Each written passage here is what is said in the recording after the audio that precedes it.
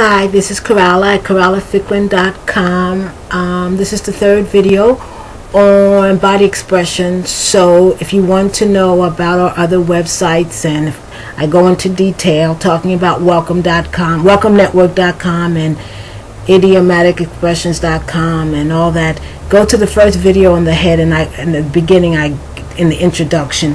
But right now I just want to go into the third part of looking at the body expression, the head.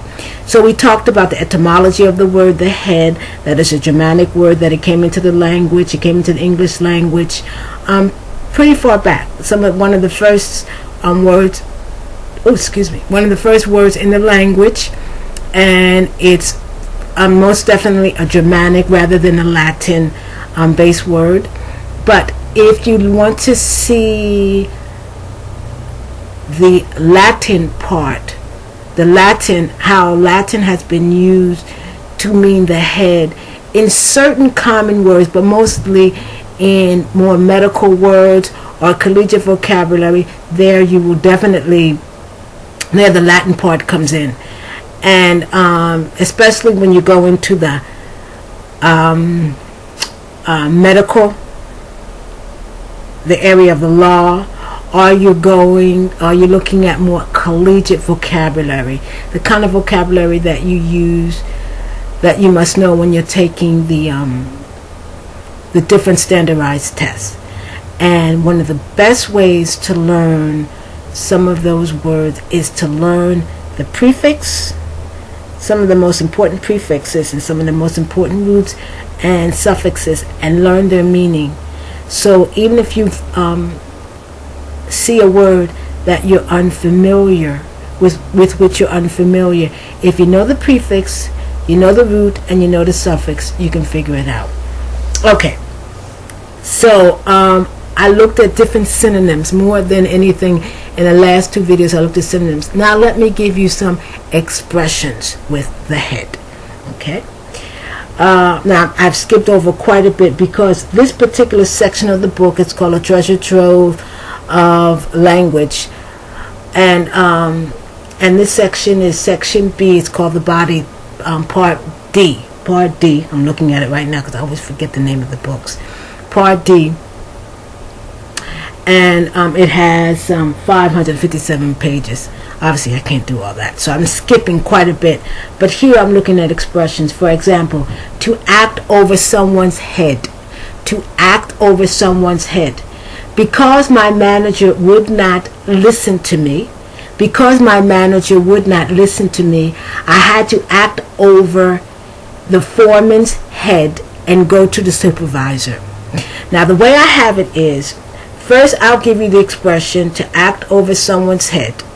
Then I'll give you either the definition, but most likely what I'll probably give you would be synonyms. So to act over someone's head means to ignore, dismiss, or disregard one's immediate supervisor, to consult the supervisor of your supervisor. That is the boss of your boss, because you're acting over his head, you're acting over his leadership.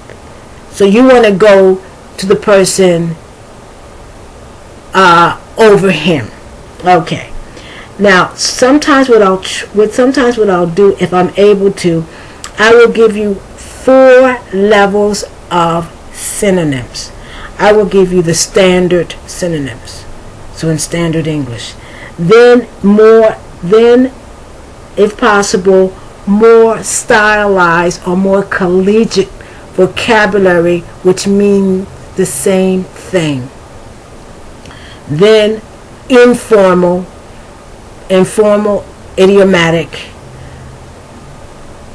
Then the last level will be slang. Slang synonyms that mean that same thing as far as the expression is concerned. And sometimes, if possible, I'll give you a 5th level, which is the vulgar way of saying that. I don't have that much vulgarity, but I do have some. If I have 500 and some pages, obviously I have quite a few pages if you add it all together, but it's all for the purpose of understanding a particular expression or a particular meaning as much as possible. Okay, to bang one's head against the wall.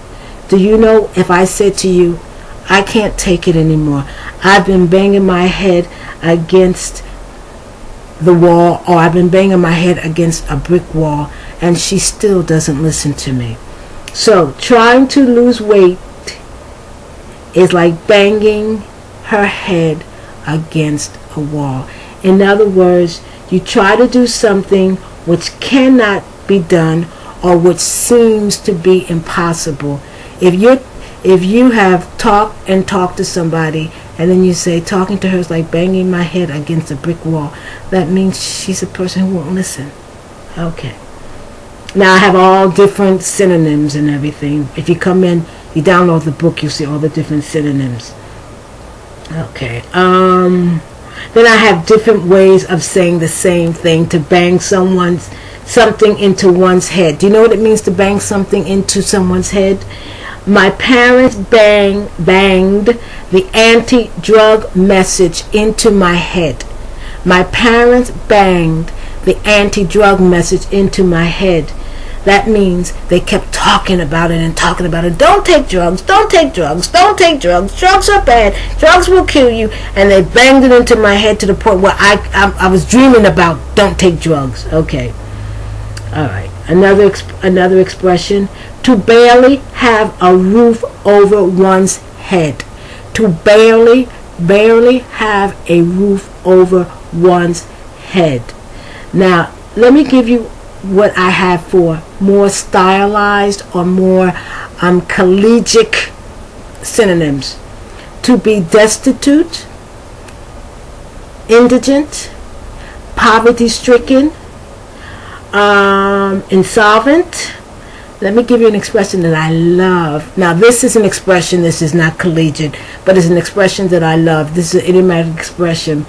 To be as poor as Job's turkey, or to be as poor as a church mouse. Okay? So if you barely have a roof over your head, like you said, I can barely keep a roof over my head, that means you're poor, because you can barely pay the rent or the mortgage. But I like that, to be as poor as a church mouse. I like that expression. It's one of my favorite expressions. To be a blockhead, that means to be stupid, to be dumb. And I have, oh my God, when it comes to informal, I must have at least 50 expressions.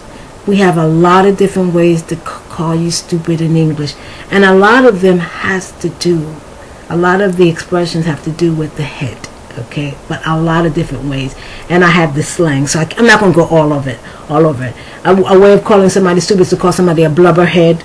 Oh my God, I have all these different heads. A bonehead.